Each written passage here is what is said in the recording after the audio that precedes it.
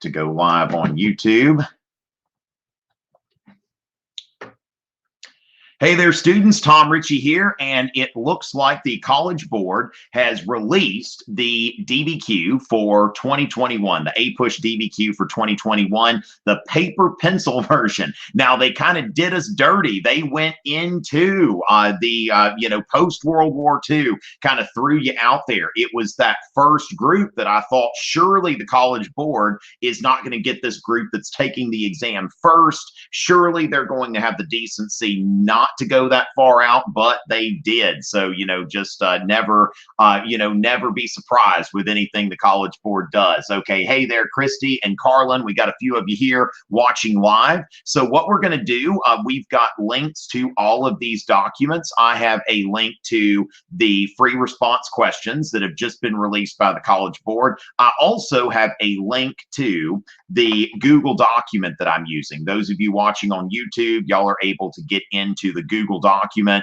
so that y'all can see what I'm doing here. So what I'm going to do is I'm going to be working through this DBQ. Now, I have taken a cursory glance at it, but I have not actually seen it. Okay, hey there, Jacob, and let's go ahead and get started. Okay, and again, this is my first time looking at this, so this is something that is just brand new for me here. So with that, let's go ahead and, see this. Now, this is copyrighted material, even though it's publicly available on the web. I am not going to display the actual DBQ. Okay, so if you want to see the actual DBQ, make sure to follow the link that I've provided to you. Okay, so as far as that goes, the prompt is evaluate the extent to which economic growth led to changes in United States society in the period from 1914 to 1970. Okay, so what we've got here,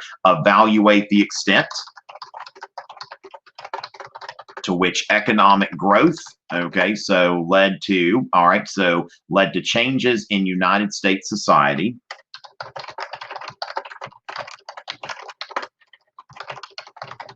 Okay, society in the period from 1940 to 1970. Okay, so in the period from 1940 to 1970. Now, first of all, this is some easy contextualization, right? So what we're going to note here is our contextualization fell right into our lap. Okay, so our contextualization here, and let me go ahead and share the screen with you now that I'm on the Google document. Remember, I've shared the link to that in the description. So contextualization, we're going to have either the, the Great Depression. Okay, so the Great Depression and or World War II, okay, or basically like the lead up. Okay, so basically the lead up to World War II. But I think the Great Depression, that's going to be our best contextualization. When you think about this, you always want to think about, okay, why 1940? Why 1970? Okay, so as far as that goes, 1940 is very easy, thinking in terms of this is when the United States is starting to get out of the Great Depression because of World War II. Remember, it says in the course and exam description, it's like, New Deal programs FDR tried, but before World War II, there really wasn't a lot of progress in economic recovery. So we're going to start with the economic recovery, and it's going to begin before the economic malaise of the 1970s. Okay, so we're going to be looking at a period of economic growth. Now, I've got 2:52 right now. We've got an hour to go through this. Let's see what I can do here. Okay, so as far as that goes, we're going to go ahead and get this started here. And so with that, let's go ahead and let's see. All right, so going from there, let's see, just one second here. All right. So APUSH DBQ walkthrough. All right. So going from there, let's see. So let's see, getting back to the files. Let's see, where have we got there? All right. So let's see what's going on. All right. So the first document, okay, so Franklin D. Roosevelt's statement on signing the GI Bill of Rights, okay, the GI Bill. Now, what we're going to be doing here, we've got to think about our argument, the way that we're going to set this up.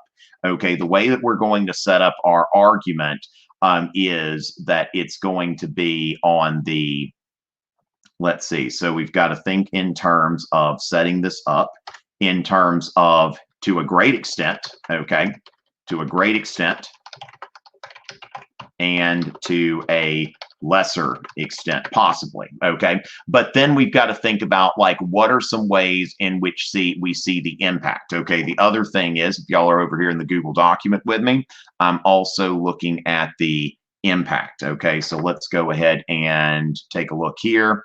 All right, so we're looking at the overall impact. So what are the ways, I would say here, what are going to be the top three? So what I'm going to say, yes, Michael, this is one of the DBQs here, okay? So as far as that goes, let's go ahead and see what we're going to set up here is impact 1, impact 2, and impact 3, okay? This is how I think I'm going to set this up, okay? So you want to think about, before you really get into this, how is it that you are going to, exactly how are you going to set this up here? Okay, so, so with that, how is this going to be set up? All right.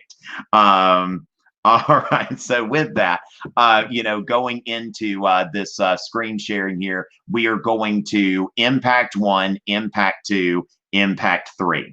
All right, and so going into that, what are our 3 impacts and what is going to be the degree? Okay, so I'm going to be thinking about that. So impact 1 and what is going to be the degree of impact? Okay, impact 2, what is going to be the degree of impact, okay, and impact 3, what is going to be, okay, so the degree of impact, okay. So as far as that goes, let's see, that we're going to look at all of these. Okay, we're going to look at all of these. And then, so let me go ahead and stop sharing again. I'm not going to put the College Board copyrighted materials on the screen here. And so with this, President Franklin D. Roosevelt's statement on signing the GI Bill of Rights, 1944. So what I'm going to do here is, when we think about document 1, GI Bill of Rights, and so what this is going to do is this is going to, is going to set this up to veterans to purchase homes, okay? So basically what we're going to see here, loans to purchase homes. So what we're going to say is document 1, okay? So let me go ahead and get this, get this going again. Document 1, we're going to see here that this is FDR, okay? So FDR signs the GI Bill, okay, which is designed in order. Okay, let me just make this a little bigger for y'all.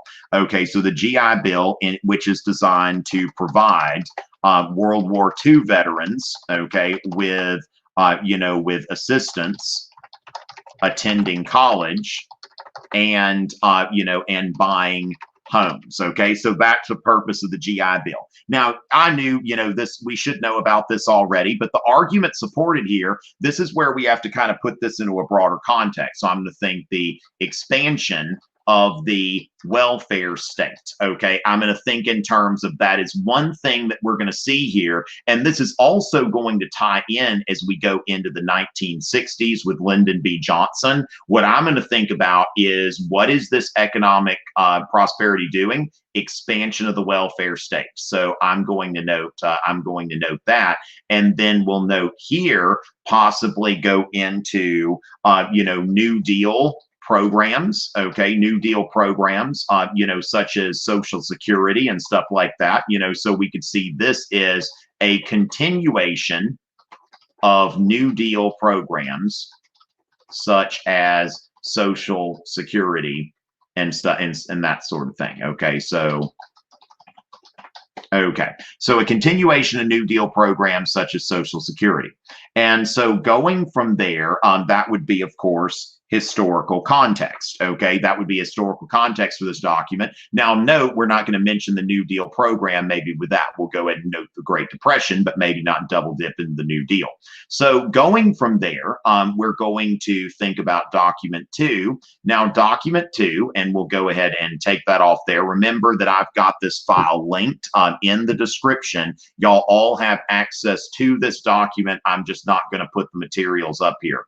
Property deed to the McIntosh family for a home in Seattle, 1947. This deed made subject to the following restrictions, conditions, limitations, yada, yada, yada. No part of said property be occupied by any. That is all right. So we see here that it says basically this is a whites only deed. Okay. So as far as that prevent the, so let's see.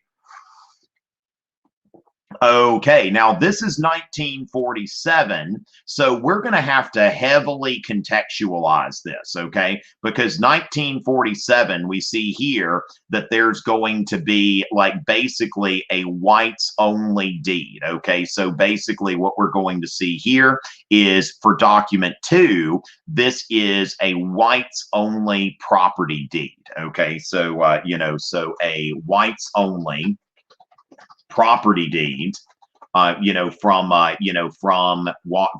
Seattle, Washington in Seattle, Washington, 1947. Okay, and so what we're going to note here is that this is going to have to be heavily contextualized. Okay, that we're going to note that this is going to be something that the argument supported here, I think, is going to be that we see that there is a campaign for greater racial equality, okay? And we'll note here as we go into this, we're going to say that, I would mention that perhaps the Double V campaign, okay? So the Double V campaign in World War II, hoping to end discrimination. Those would be some things that would be some historical, some historical context. When we think about the World War II Double V campaign, we can also note here that, Truman, integrates the military in 1948. Okay, so integrates the military in 1948. This was the first, so basically the first nail in the coffin of segregation. Okay, so now here's another thing, that maybe you would go into like, Jim Crow and white supremacy and that sort of thing. So those are some things that I think this document 2 is going to be tricky for people who are not ready to heavily contextualize it. Okay, I think that is something that is important, is to have some heavy contextualization. And so with that, Ruckett, I'm glad I could help you. Well, the thing is, Zan, remember that I do this for a living. Okay, this is what I do for a living. So don't feel like, okay, I feel bad about my DBQ or something like that, because certainly that is not my intention in doing this. Okay, Leo, glad to see you subscribe to the channel, even though you're not preparing for exams. Okay, so 1949, this is how I keep house. Bringing a new baby into a tiny city apartment, okay, brought her nothing else. Could the importance of good housekeeping equipment. When she and her husband, they discovered, okay, began planning for it months in advance. One of Helen's greatest joy. Okay, so we see here that besides house cleaning economy, she saves time for the weekend, carefully planning her Saturday baking. Okay, so what we're going to note here, this could be something about like the cult of domesticity, because this is a time that basically with the growing prosperity, it's going to be a time where a man can support a family on one income. So we would note here that I don't, gad about, there's always something to have people over on Saturday night, usually. Okay, so we're seeing here new technologies. Okay, so document 3, what we're going to see here is a family is enjoying new technologies. Okay. And I think I saw something, let's see. So a television party. Okay. So we're seeing that. Okay. So we're going to see, this is something that a family, so a family, a family shares, shares their story about preparing for a child, getting new appliances, such as a washing machine and a television. Okay.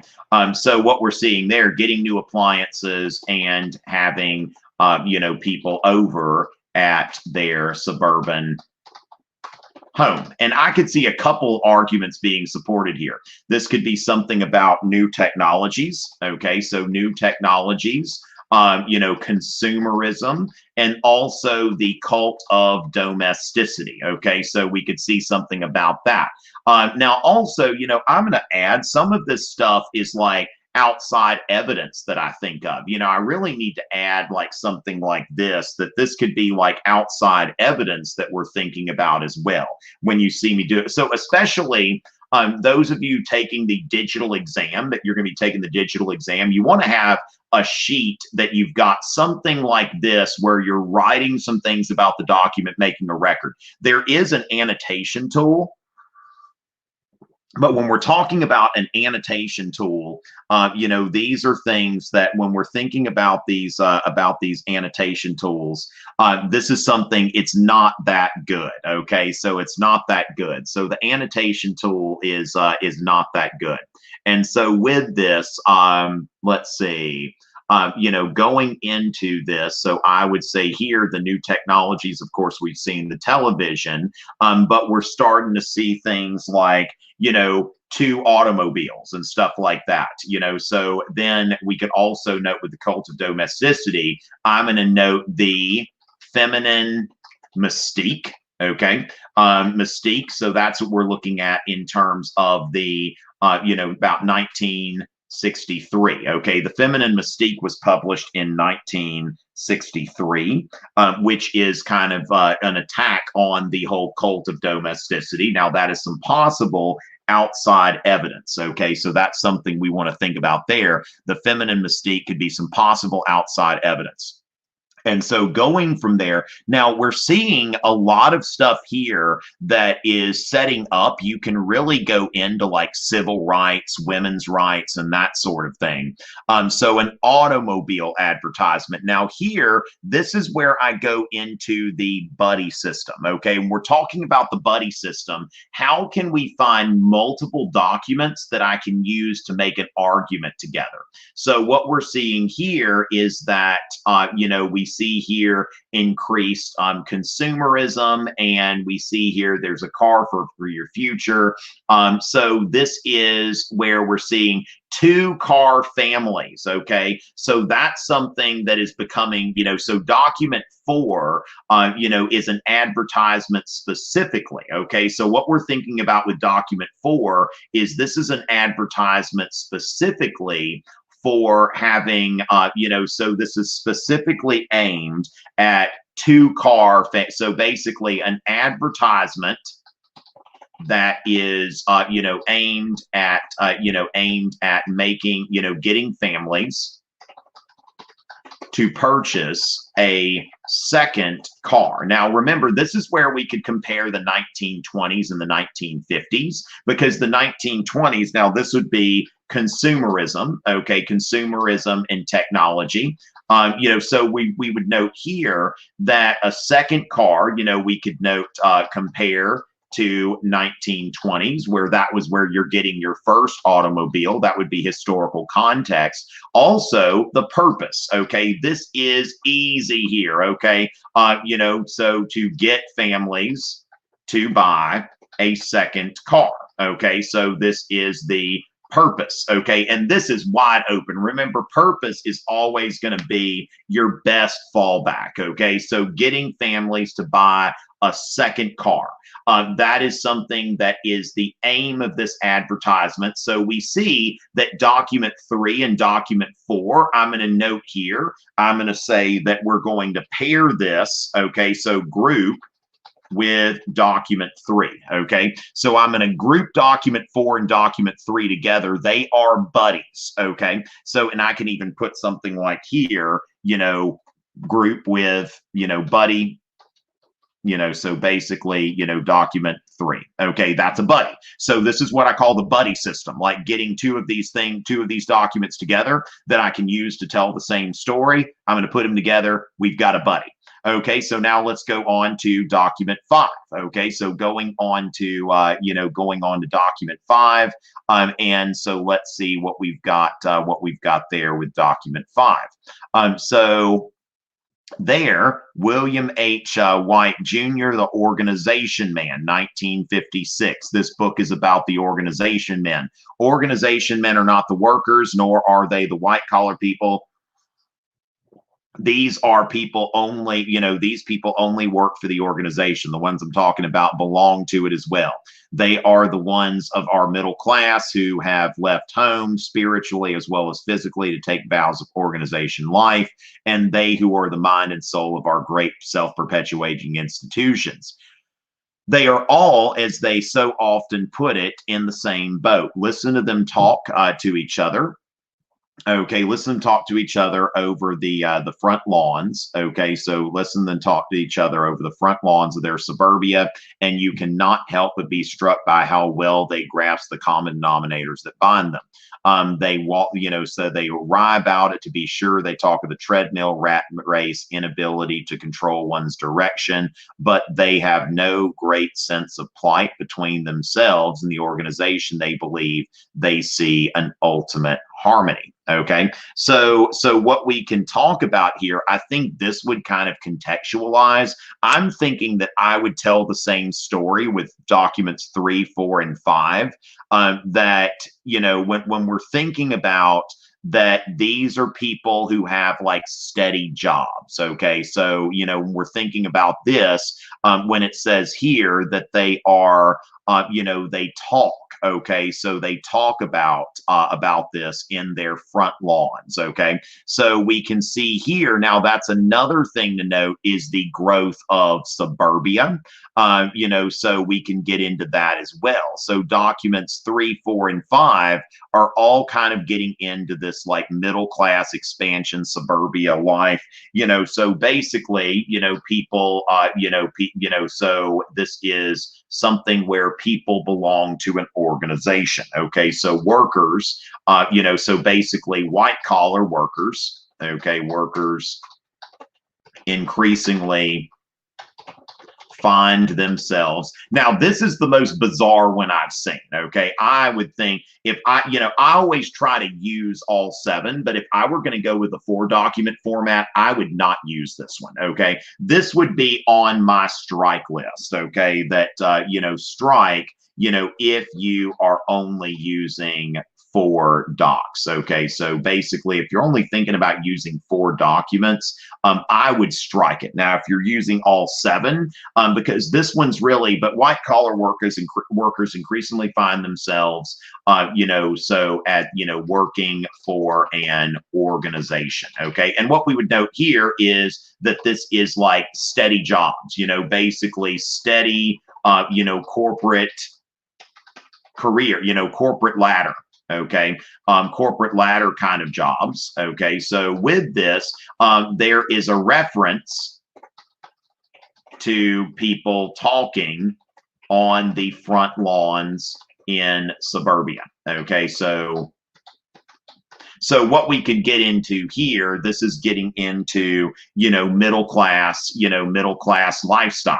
Okay, middle class suburban lifestyles. Okay, this could be grouped. Okay, so could be grouped with docs 3 and 4. Okay. And so with that, I'm going to note, and we could get into this whole, the thing is that we'll note here that this document is 1956. So we can get into this so-called, like when we think about, the growth of suburbia after Brown v. Board. Okay, so that's something to note there. Now we could also use this to tell a story with document 1. Okay, so if we wanted to, so could be paired with, or document 2. Okay, so document 2 for a white flight group. Okay, so we could think about a white flight grouping or something like that when we're thinking about this. So with this, when we're thinking about it, we could go into Brown v. Board. Okay, so Board as context. Okay, so historical context for white flight. And so if we wanted to do something, the growth of suburbia, I would put this with document 2, which was that property deed with the whites only clause. Okay. And so then we see the interstate highway system. Okay. Now, what we could note here is there is, we could even have a, something with the automobile. Like when we're thinking about this is the original like interstate highway system. So we're going to see where that's getting into. Oh, so I guess there were actually some original like 2-lane interstate highways, but that's very interesting. But basically these 4 lanes or more. Okay, so this is something that the interstate highway system, you're definitely seeing that this is connecting the country. Okay, so when we look at document 6, we're thinking in terms of the interstate highway system is connecting the country with a network of freeways. Okay, and so as far as this goes, glad to help, Mr. Good. And so going from here, we're going to see where document 6. So looking into that. We've got here a, summary, a map of the interstate highway system. Okay, so which shows a network of freeways that tend to have 4 or more lanes. Okay, so 4 more lanes. Now, one thing we would note is we've already seen, if we think about, greater use of the automobile. Okay, so when we think about this, that this is something when we're thinking about a purpose. Okay, so the purpose, was to basically and actually the interstate highway system, in order to justify the federal funds, that it was to promote the common defense, so basically make it easier for the military to move around during the Cold War, okay, in case that was needed, and to facilitate travel through the United States. Okay, so as far as that, basically, you're seeing where you could connect this. So greater use of the automobile, that is, this is one of those things. Okay, document 4. Okay, so this could be something that you pair with document 4. Okay, oops, document 4, possibly. Okay, so when you're thinking about these possible groupings, that's what we're looking at from there. And then document 7. Okay, when we're looking at document 7, A.Q. Mowbray, journalist, The Road to Ruin, 1969. An engineer. Oh, oops. Okay, this is copyrighted material, so I'm trying not to display it prominently. Again, it is something that is available online, but I'm just not going to. I'm trying not to display it other than once in a while by accident. So remember that there is a link that I've shared with y'all in the video description if you're on YouTube or in the crowdcast. Okay, so A.Q. Mowbray. An engineering firm laid out a freeway system for the city of Nashville. Interstate Route 40. Instead, coming straight into the city, it would swing north in a wide loop through. Oh, okay. So this is not okay. Oh, okay.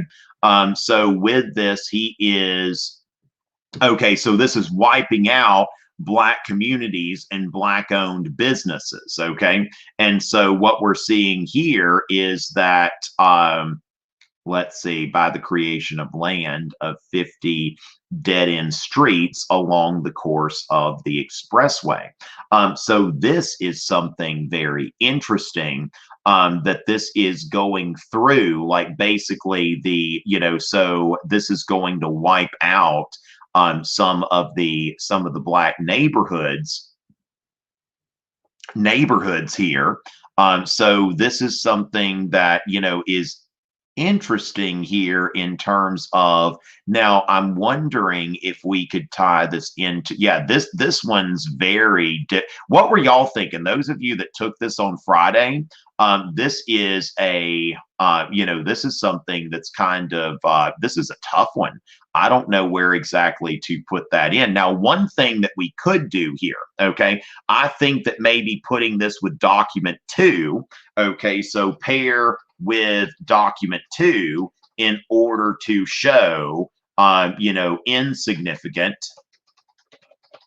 change, okay, insignificant change, because document 2 was the one where you had the whites only property deed, okay? So that's something that I think that when we're looking at that, I would say here, pair with document 2 in order to show insignificant change, that it did not lead to change in race relations, okay? And that might be what we've got there, is a counter argument, okay? We've got a counter argument there if we're arguing for change in some ways, and we can say maybe not. But this is like the other thing here is that we're going to see, we could mention the 1968 Fair Housing Act, okay, which basically prohibited discrimination in terms of housing. But what we're going to do here also is we're going to note that this shows that, you've still got, segregated, neighborhoods and that sort of thing, so basically the continuance of segregated neighborhoods. Okay. So with that, this is something that is, if we're going to go over a brief summary, Interstate 40 was slated to go through Black neighborhoods and basically destroy destroy several Black-owned businesses. Okay, so that's one thing. If we think about document 2, now what we're thinking about with document 2, okay, so document 2, this would be something about, this is kind of showing how race relations were. So there's a certain amount of continuity and change over time. Okay, so what I'm going to do here is I'm going to say an impact here is on, basically, race relations. Okay, so race relations, we're going to say document 2, whites only deed. Then we're going to say here, we'll do as outside evidence, Brown v. Board. Okay, Brown v. Board, and then document 7, I-40, okay, so I-40, basically I-40 in Nashville, okay? So, and I'm going to note here, the degree is like basically to a lesser extent, okay? Now, one thing I could also note, though, is that this is going to be something I could get into, Brown v. Board, but I can also get into possible outside evidence, Lyndon Johnson's, okay, so basically the Great Society, okay, so society or the Fair Housing Act, So something like that. This could be something that we're seeing here. So that's something that I think I would note. Maybe race relations, are impacted to a lesser extent. Now, one thing we would note here that we see that new technologies. Okay, so new technologies. Okay, and this would be a great change here. So this would be significant. Okay, so I would say that new technologies, I'm going to rate this as something that is a significant change. Then we would say race relations, according to what we've got here, to a lesser extent. Okay, so new technologies, what we were noting there is that, with the new technologies, we've got let's see, 3. Okay, so document 3, document 4, and then document, let's see, 5, and then I think 6 as well. Okay, so basically, new technologies and an increase. Okay, so and an increase in middle class standard of living. Okay, and I would say that's significant. And this is basically, like I said here, we've got 3, 4, 5. I'm going to throw 3, 4, 5, and 6 in. I usually would not make a 4 document group, but I'm going to say here that I'm going to say documents 3, 4, 5, and 6, because all of these are really about like how they're impacting middle class life. Okay, so this is, washing machine, so basically washing machine and television. Okay, so washing machine and television.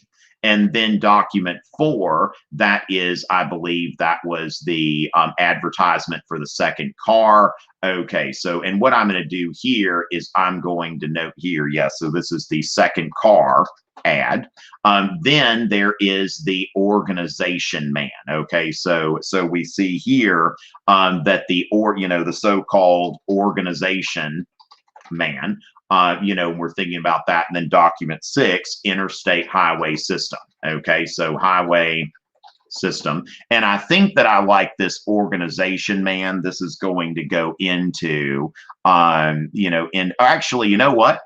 I'm going to note here that I'm going to get this, I'm going to put this there, and then I'm going to put the GI Bill. Okay, so this is what, because I normally don't like 4 document groups. So what I'm going to do here is document, let's see, what was that? 3, 4, document 5, and then document 1, okay, the GI Bill. And instead of going for the welfare state, what I'm going to note here is increased access to education. Okay, and so what we'll note here is access to education,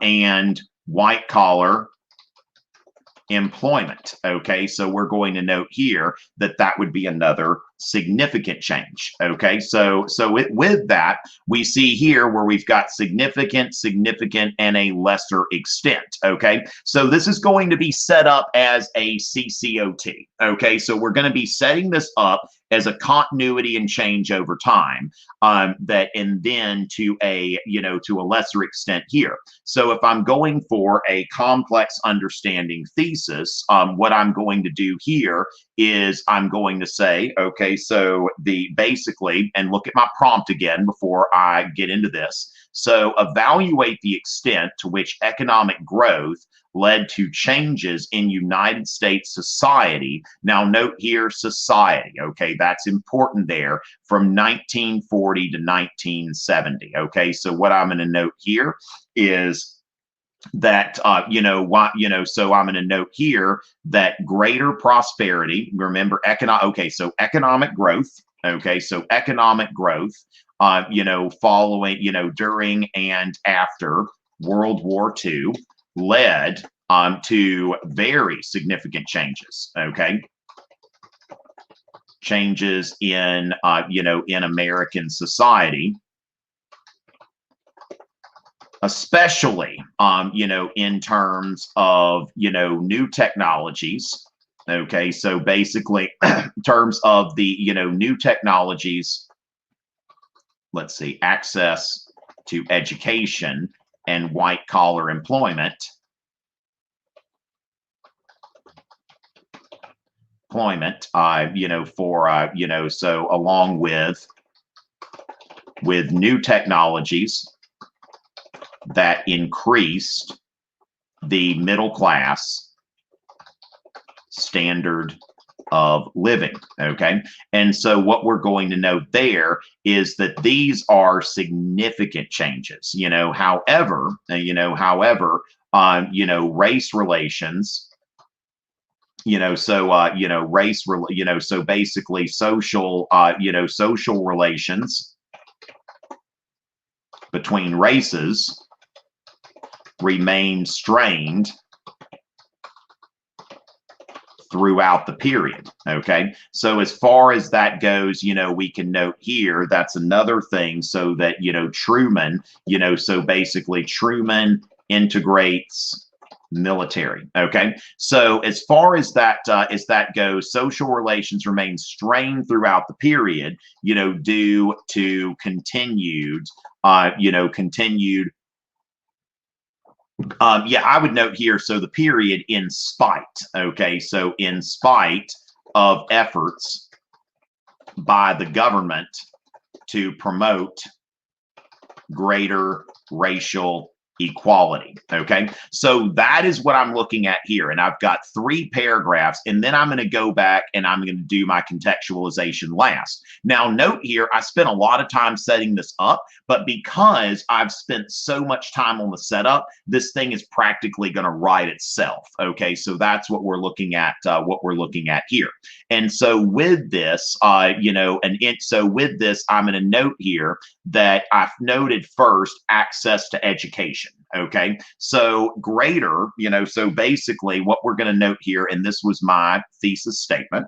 All right, so greater access to education, so basically, because of economic growth, okay, there was greater access to education. Okay, so there was greater access to education, and white collar employment, especially for war veterans. Okay, so veterans. So that's something here. And note here, remember, as I said, the GI Bill, we can think of historical context, so historical context, New Deal programs, right? So we'll note here in 1944, okay, 1944, FDR signed the Montgomery, you don't have to know that. So signed the GI Bill, which provided, assistance to World War II veterans, who wanted to buy a home or receive an education. Okay, and we're going to say here, document 1. So with this, provide assistance to World War II veterans who wanted to buy a home or to receive an education. So that's what we're going to see there in document 1. And so going from there, we'll say here that, this was similar to other programs passed during the New Deal, okay, such as Social Security for older Americans. Okay. Okay. However, it is difficult, to imagine that without the economic prosperity that came after World War II, that FDR would have been able to pass legislation giving something like college assistance when people didn't have, so basically when ordinary Americans didn't have anything to eat. Okay, so what I've got here, what I've done here so far is I've got an argumentative topic sentence. Okay, so this is what I've got here, is we've got an argumentative topic sentence. All right, and then I have here, after the argumentative topic sentence, then I've got my document that I've referred to. Then I've got my analysis. Okay, so this is some analysis of the document focusing on historical context. Okay, so the focus here is on historical context. And so with that, and then here, of course, we've got our our thesis statement. Okay, so this is something, we've got our thesis statement here. So we're going to go ahead and note that we've got our thesis already. So we've used one document and we've analyzed that document. Okay, and then we're going to see here the organization man. Okay, so, armed with college degrees. Okay, so these, these World War II, these war veterans went on to become organization men. Okay, so basically to become organization men that worked a career, okay, in a stable corporate job and bought houses in the suburbs. Okay, bought houses in the suburbs, which I can see, my grandfather was a war vet. One of them, both of them were World War II veterans. One of them became an attorney and the other one became an assistant superintendent of schools. And basically, the one that became an assistant superintendent of schools, I think this describes him perfectly. It's like he went to college with the GI Bill, and which I find like wonderful stories about people who are like the first in their family to graduate college. And I always feel a little bit self-conscious because all four of my grandparents graduated from college. But as far as that goes, my grandfather's, that was largely because of the GI Bill. And so this is something, now this one, I'm not going to try to give this document a whole lot of, just a whole lot of analysis. I'm just putting this there for, something that spices this up a little bit. Okay, so that's basically what I've got here. Is I've got my, my topic sentence. I've got an argumentative topic sentence. Then I've referenced two documents, and both of those documents are going to be, one of the documents was analyzed. So far, two documents support an argument. One of them has been analyzed. So now I go back here to my T-chart, and I've got new technologies and an increase in the middle class standard of living. Okay, so we'll say here economic growth. Okay, so economic growth also resulted in the popularity of new technologies.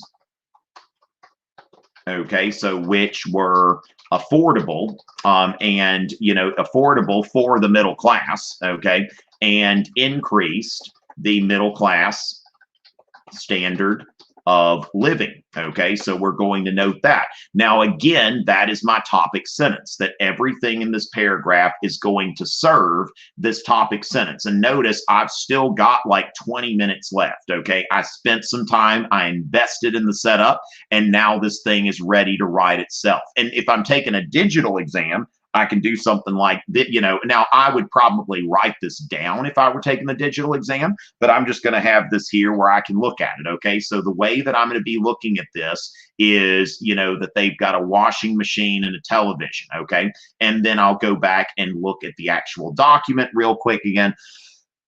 So okay, so McCall's magazine. Okay, so McCall's magazine, showed a family. Okay, so basically now, in this DBQ, I'm not necessarily going into the women's movement, but remember that that was a potential opening that you had here, okay, was to go into the women's movement. All right, so that's something to note there. So economic growth, okay, popularization of new technologies, okay, so McCall's magazine, okay, so McCall's magazine. And you could also go into how these magazines were popularized.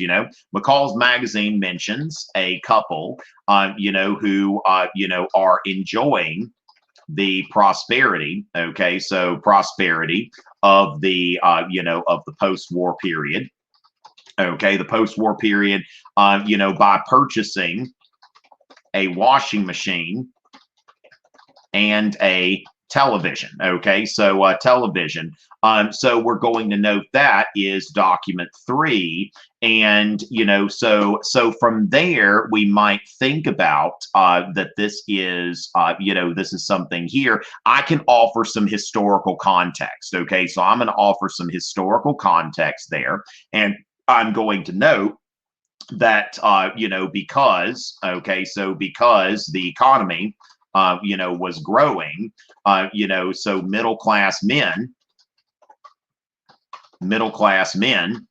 with college educations, okay, could easily support a family, okay, which gave rise to the cult of domesticity. Okay, so the cult of domesticity, with women, with middle class women tending to stay home and keep house, even if they had college degrees. Okay, so we're going to note that, and we could even put in something like this, which Betty Friedan would mournfully recount in the feminine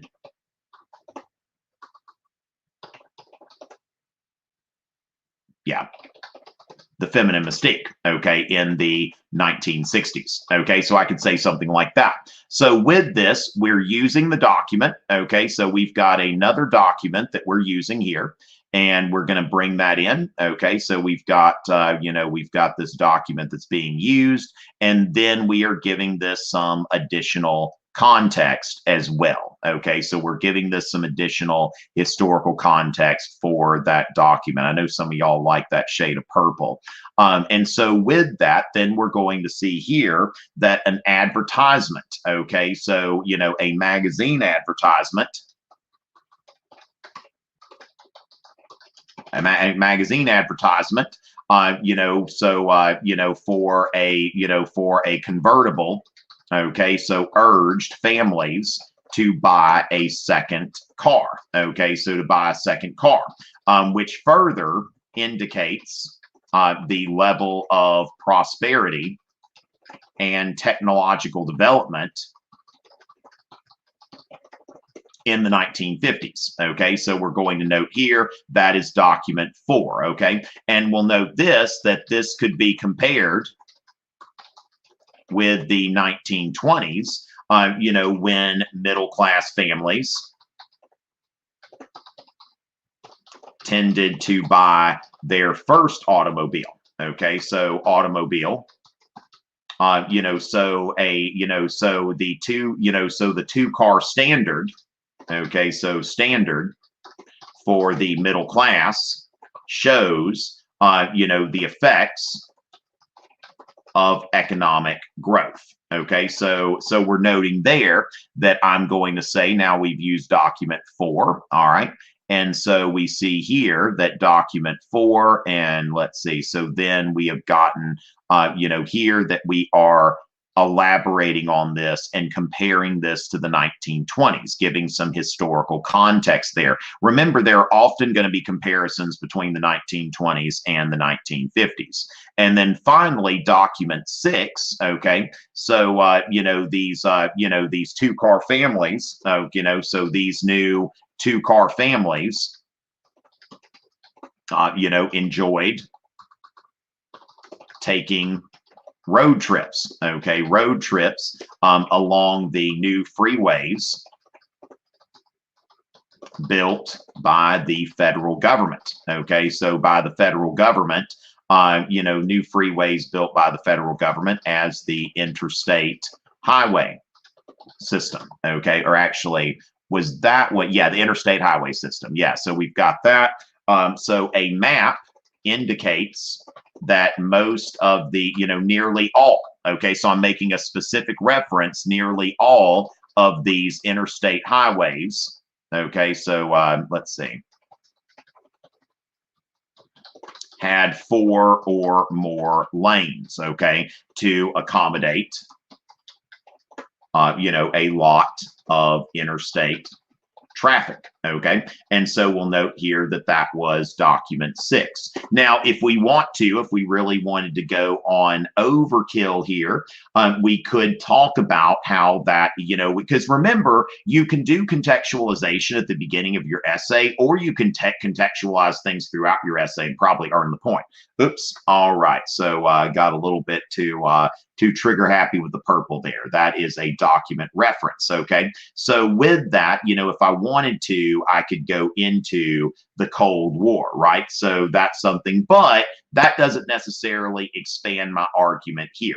And so, we want to make sure that we're getting this done in time. All right. So with that, we're going to go ahead and write our last paragraph on race relations. Okay, so we're going to note here that, and then this is where I'm going to say, so we're going to paste that, and then let's go ahead and although, so this is our although. This is where we're going to go for like complex understanding. Although economic growth, made a major impact in middle class life. Okay, so middle class life, suburban life. It did not do much to improve race relations between 1940 and 1970, in society. Okay, in society, basically, so I'm going to note here, race relations, I would say here to improve social relations. Okay, so relations between, between races, between 1914 and 1970. And I'll note here, in spite of efforts by the government to promote greater racial equality. Okay, so that's going to be something here. So we see here that, in 1947, a deed, so a deed of sale for a house. Okay, so a deed of sale for a house, specified that only whites could live in the house unless they, with an exception for domestic servants of other races. Okay, so that's document 2. And so we'll note here that this is something here that we're going to say, I would just, since we've already got we've got 1, 2, 3, we've already got 3 POVs here, etc. Now I might go into a little bit here, just getting into this here, but I'm going to go ahead and go through here that we're going to go straight to document 7. Okay, so we're going to see here over 2 decades later. Okay, so so 2 decades later, a reporter, okay, so a reporter, noted that, the Interstate 40, okay, so remember, we make specific references that Interstate 40, as it was planned to go through, and was that Nashville, I believe. Let me just make sure of that. Okay, so that was Nashville, Tennessee. Okay, so as we're going through that, we're seeing here Nashville, Tennessee. So as it was planned to go through Nashville, okay, so Tennessee was planned, to go through, black neighborhoods and destroy several black-owned businesses. Okay, so we're going to know this, that's going to be, of course, document 7. Okay, so this is something that, this is, again, I've got an argumentative topic sentence there. All right, so I've got an argumentative topic sentence. Then we've got, we've got here our thing here for a document. Then we've got another document. And then I'm just going to go in here and I'm going to make some notes. Okay, this is now I don't like putting outside evidence in the middle of documentary evidence because I believe it makes it messy for the person reading it. So I'm going to note here, this is not to say that there had been no progress at all. Now, this is where I can freehand a little bit. I've got all of my documents. So 1, 2, 3, 4, 5, 6, 7. I've used all the documents. So let me freehand a little bit and get some complexity in here. So this is not to say that there had been no progress. Okay. So, in racial equality at all. Okay. So at all, as a result of the Double V campaign, okay, so Double V campaign, by Black Americans to promote, to support the war, and also, promote equal rights during World War II. President Truman integrated the military in 1948. Okay, in 1954, the Supreme Court, ordered the integration of public schools in Brown v. Board. Okay, so with that, ordered the integration of public schools in Brown v. Board. However, these, Brown tended to encourage, middle-class whites to simply move out of town out of the cities and into the suburbs. Okay, so with that, we would say that, so which limited the impact of the Brown decision, as far as changing society. Okay, so we're going to note that this is some stuff. This is, of course, I'm bringing in again here some pretty clear, like, outside. Okay, this is where I'm getting into my outside evidence. Okay, so we're going to note that this is stuff that is socially distanced from the documents. That's where I'm bringing in my outside evidence. So now I'm going to restate my thesis. I've still got some time. I'm going to restate my thesis. So I'm going to say, and I'm not going to look back at my original thesis. Okay, so although, so we'll say here, although economic growth,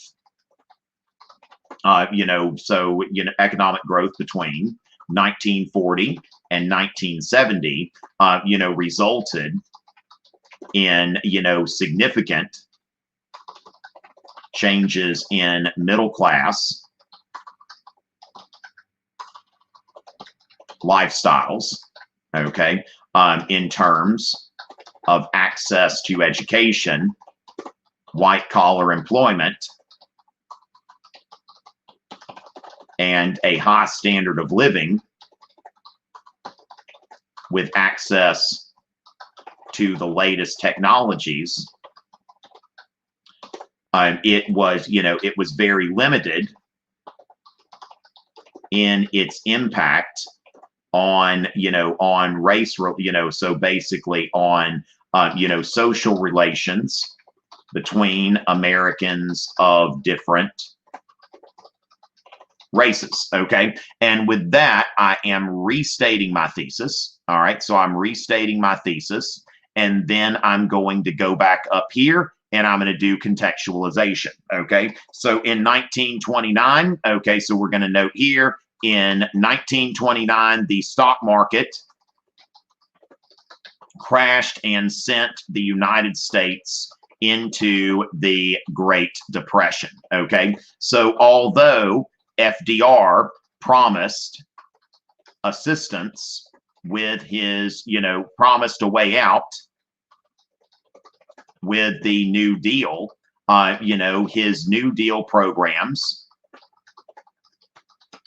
did not provide an immediate path to prosperity. Okay, so it was only after World War II began, this is straight out of the course and exam description, that the United States began its exit from economic ruin. Okay, and so we're going to note there that this is something that we're going to see. Okay, so in 1929, stock market crashed and all of that. Notice we made a reference to New Deal programs later. So FDR promised a way out. So we've got three content-rich sentences. First, stock market crash. Second, FDR's New Deal, but the New Deal did not provide an immediate path to prosperity. It was only after, World War II began that the United States began its exit from economic ruin. During this time, okay, so this time, programs created by the New Deal, okay, so deal ushered in a, a period of economic growth combined with stability. Okay, so this economic growth, okay, so changed, so we're going to note here that this is my contextualization. So with that, I have written a 7-point DBQ in less than an hour from opening it. Okay, so this is something. Now, there are also ways to get like a 4 or 5-point DBQ that is much simpler than what you've seen here. Okay, so this is something that you'll want to keep in mind there. That this is, we'll go ahead and put our contextualization here. Okay, so with that contextualization, thesis statement, then we've got every document being used somewhere. We've got 1, 2, we've got, 3 deliberate, POV, historical context, purpose, audience, all of that. And then we've got, this outside evidence, and then we restate our thesis. So with that, ladies and gentlemen, I'm going to go ahead and, end this broadcast. Hopefully this is something that y'all found. Yeah, at some point I will also do the SAQs. So the DBQ and the synthesis essays are not the same thing, Adnan, but you can look on my channel. I did something, if you'll just search on YouTube, APUSH DBQ versus AP Lang synthesis essay, you'll see where I'm talking with Tim from the Garden of English, okay? Why did I highlight the text? I'm showing you the different things I'm doing this. Julian, glad to help. So ladies and gentlemen, best of luck.